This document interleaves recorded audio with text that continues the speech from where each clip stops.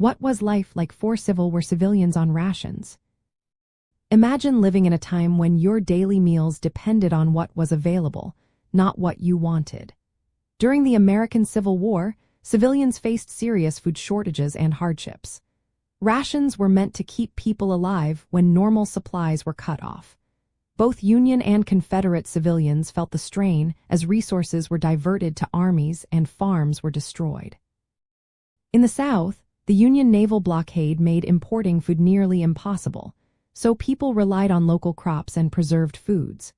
Rations often included salt pork or salt beef, hardtack biscuits that were dry and tough, flour for bread, beans or rice, and sometimes coffee or coffee substitutes like roasted chicory root.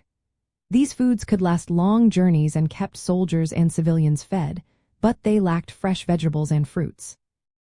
This led to vitamin deficiencies like scurvy, which causes weakness and bleeding gums. Civilians often had to get creative, cooking stews and soups with limited ingredients. They used recipes that stretched their supplies, adding preserved foods or foraged for wild plants. Sometimes communities shared resources or traded goods to survive.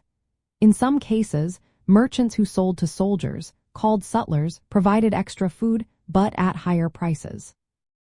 Food shortages affected morale and made people angry at the government or the opposing side. Propaganda often showed civilians suffering to rally support or demonize enemies. Riots and protests sometimes broke out when people felt they were unfairly deprived.